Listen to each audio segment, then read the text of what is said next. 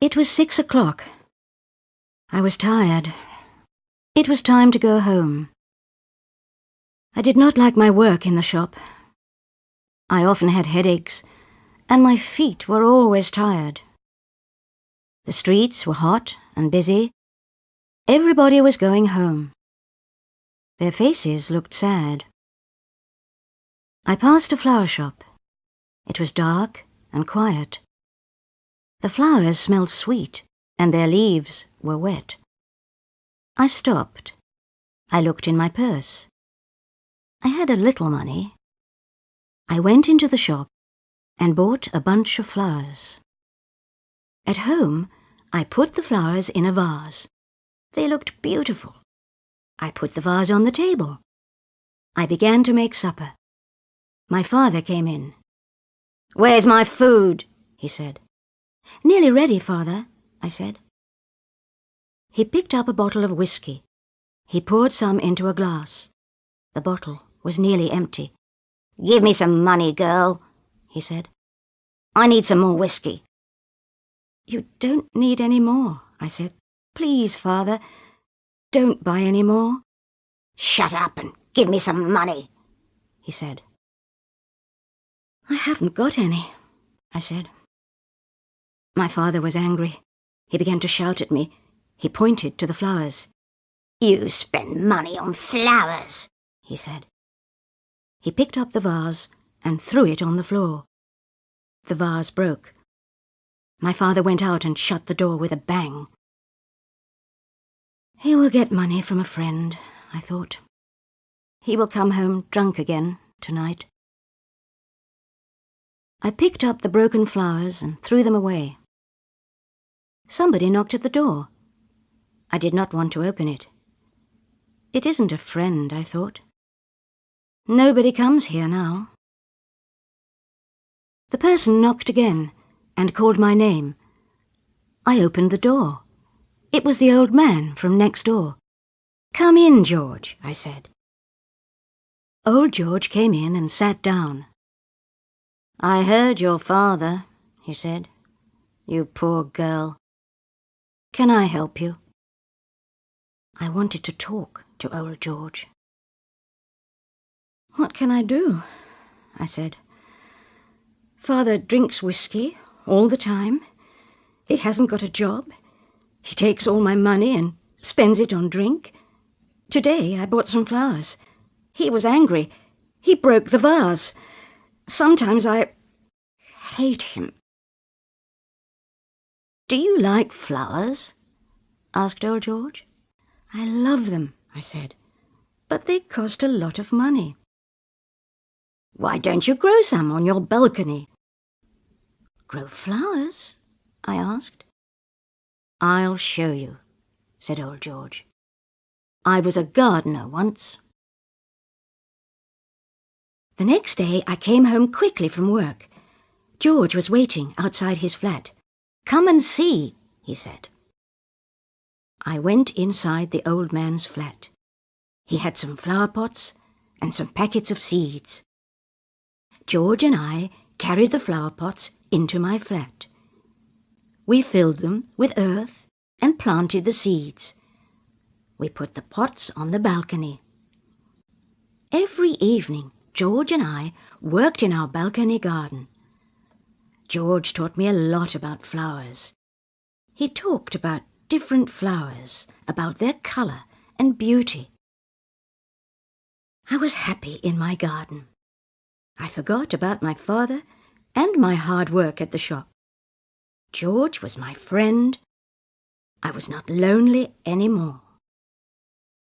The picture sequence from the cinema has finished. You can look at it once more if you want. Months passed. My garden became larger and more beautiful. The flowers opened. My father never came onto the balcony. He did not like flowers. He did not like George. My father was drinking all the time. He always asked me for money, and he often hit me. He looked ill. George was ill too. He coughed and coughed.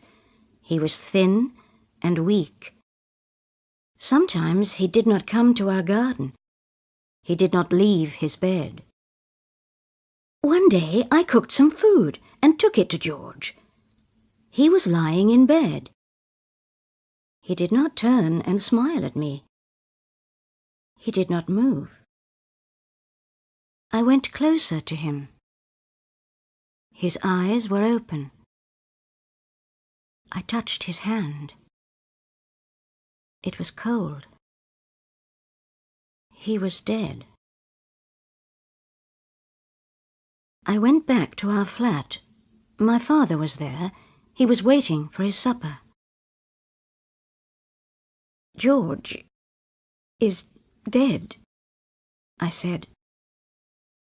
I began to cry. "He was kind to me. I will miss him." My father looked at me, but he said nothing. He took some money and went out of the house. My father came home late that night. Why are you crying? He said. Are you crying for George? You loved that silly old man, didn't you? What about me? I'm your father. You don't care about me. I said nothing. My father began to shout. I've got a surprise for you, my girl. A nice young man. What do you think of that? He's a good boy. He's a friend of mine. You need a man, not a garden. I stared at my father. I said nothing. Look at yourself, my father said. You're not pretty, and you're getting old. Nobody else will marry you. No, father, no, I said. I'm not going to marry anybody. I'm staying here. I don't want to leave my garden. Your garden? Your garden? My father shouted. Your silly garden. You spend all your money on plants. You never give me money. You don't talk to me. You talk to old George. I hated him. And I hate your garden. I ran away from my father. I went to my bedroom and locked the door. There was a lot of noise. My father was shouting and breaking things. After a long time, the noise stopped. I left my bedroom and went to the balcony. The balcony door was open. I looked out. The pots were broken and the plants were torn to pieces. The garden was ruined. I went to my father's room. I hate him, I said to myself. I'll tell him. He can kill me. I don't care. My father's door was locked. I banged and shouted. He did not open it. He did not hear me. He was asleep. He was drunk. I went back to my room. What shall I do? I thought. Where shall I go? I looked round the room.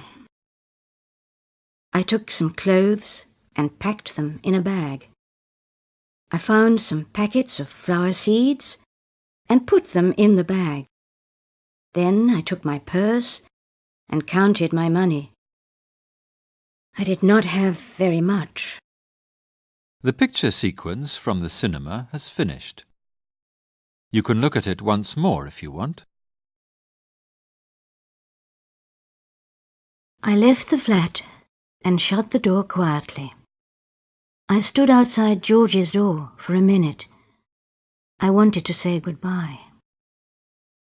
It was dark outside. The roads were empty. There were no cars or people. It was very late. I must leave the town, I said to myself. I must go to the country. Perhaps I can work in a garden. Some hours later, morning came. People were going to work. There were some cars on the road. A bus came along. It stopped near me. I climbed onto it. On the bus I fell asleep. Then somebody touched my arm. I woke up. "The bus stops here," a man said. "You must get off." I got off the bus and looked round. I was in a small village. The town was far away. I was hungry. I went to a cafe and sat down. I bought some bread and tea. Now I had very little money. I must find work, I thought. I spoke to the waiter. "Can you help me?" I asked him. "I don't know this place. I need work. I can work as a gardener. Who can give me a job?" The waiter thought for a moment. "There's Mrs. Jack," he said. "She's got a market garden. Perhaps she can help you." Mrs. Jack's market garden was 2 miles away. I was very tired, but I walked fast. The garden was on the side of a hill. There was a notice over the gate. Jack's Garden. Fresh vegetables and fruit for sale. I stood at the gate and looked inside. I saw a long line of greenhouses and a field of fruit trees.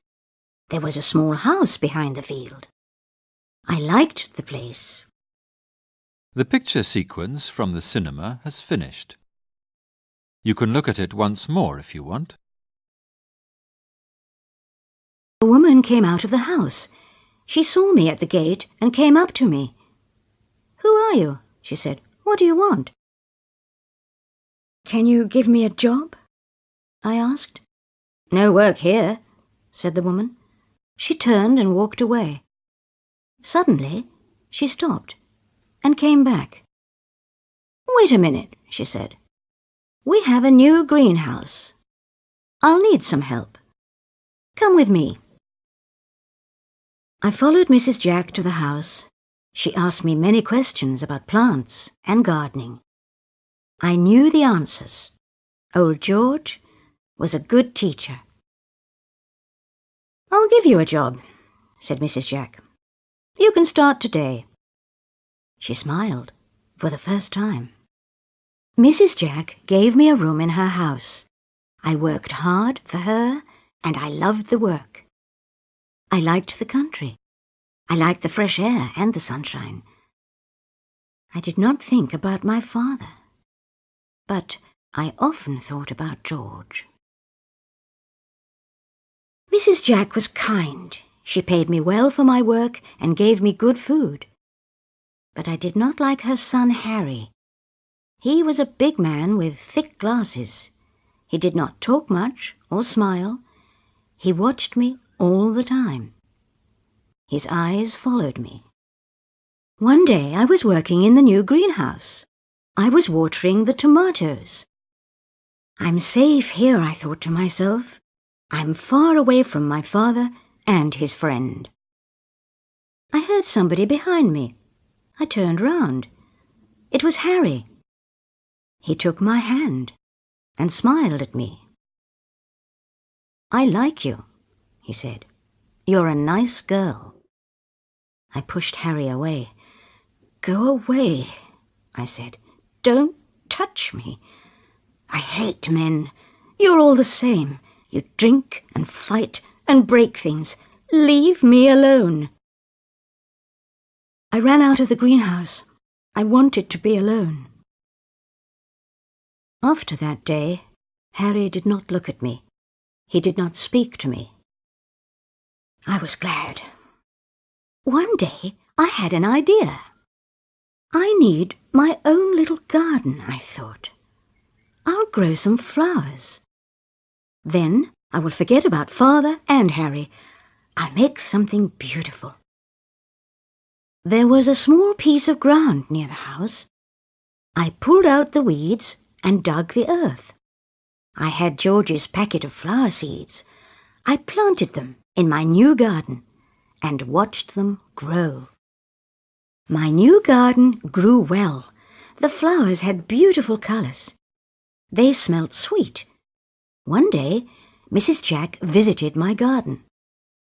"Look, Mrs. Jack," I said, "flowers grow well here. Why don't we grow some in the market garden? You sell fruit and vegetables. We can sell flowers too. You can make more money."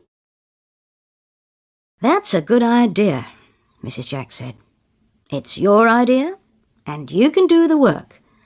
But where will you sell the flowers? There's no flower shop here." I remembered the flower shop in the city. It was near my father's flat. I bought my first bunch of flowers in that shop. Next day, I got up early. I picked some of my best flowers. I took the bus to the city. In the city, the streets were hot. The people looked tired. Life is better in the country, I thought. The people in the country are happier. I walked quickly to the flower shop. I looked round all the time. I did not want to meet my father. The people in the shop were friendly. "Yes, we'll buy your flowers," said the manager. "They are very, very beautiful." The picture sequence from the cinema has finished. You can look at it once more if you want. I was pleased. I thought of Mrs. Jack and my garden in the country. I wanted to go back at once. I left the shop and began to walk quickly. On the corner of the street there was a beggar. He was old and very thin. His clothes were dirty. He had dirty hair and red eyes. He put out his hand. "Help me, lady," he said. "Help a poor old man." I knew his voice. I looked at him. It was my father. I wanted to run away. I wanted to go back to the country and forget my father forever. But I stood still. I felt sorry for him. "Father," I said. His old red eyes looked up. There were tears in them. He knew me. "It's you?" he said. "What happened to you, Father?" I asked. "You ran away," he said. "You left me. I was ill for a long time. I was lonely without you. I was a bad father, but you were always a good daughter. You worked hard. I took all your money and sometimes I hit you. I broke up your garden. Don't talk about it, Father," I said. "I wanted to buy whiskey," he said, "but I didn't have any money. My friends left me. They didn't want me anymore. Now I'm a lonely old man. I stand here and beg. Sometimes people give me a little money. I get a little food. I sold the furniture in the flat, but I kept your things for you." I thought again of my new life in the country. I felt all round me the sadness of the city. I took my father's arm. "Come on, Father," I said. "We're going home." There was not much furniture in the flat. There were dirty cups and plates in the kitchen. There was a bad smell of dirt and old food. I looked round sadly. My father saw my face. "Everything is dirty," he said. I can't clean the flat. You made everything nice. I needed you here. I did not say anything. I went to my room. Everything was the same. I thought of my last night at home. It was a long time ago. I went back to my father. I began to clean the flat. The next day, I wrote a letter to Mrs. Jack. I told her everything. I am sorry. I cannot work for you any more, I wrote. I must stay here and look after my father. I began my old life once more. I took my old job again. I came home every evening and cooked for my father. I did not make my garden again. I felt too sad. My father was very different now. He did not drink any more. He looked much older. He talked to me kindly. But he lived in the past. Sometimes he talked to my mother. But my mother was dead. She died a long time ago. One evening, somebody knocked on the door. I opened it. It was Mrs. Jack's son, Harry. He was holding a large bunch of flowers. They were flowers from my little garden in the country. The picture sequence from the cinema has finished. You can look at it once more if you want. We're selling flowers to the flower shop now, he said. I bring them to the city every week. But these are for you. He gave me the flowers and left quickly. The flowers were beautiful. I'll make my balcony garden again, I thought. I worked on my garden every evening. Soon flowers began to grow on the balcony again. My father liked the garden. He sat all day on the balcony. Sometimes he slept. Sometimes he talked to himself. Harry came every week and brought me flowers. He never spoke. He gave me the flowers and went away. Come in and have a cup of tea, Harry, I said one day. He came in and sat down quietly. Come and see my balcony garden, I said. My father was sitting on the balcony. Harry sat down beside him. I went to the kitchen and made some tea. I heard their voices. They were laughing. I was happy. The old man needs a friend, I thought. Harry was kind to my father. They talked and laughed. I watched them. I was wrong about Harry, I thought. He is kind and gentle. Every week, Harry came to the flat. He and my father became friends. My father loved his visits. I often looked at Harry.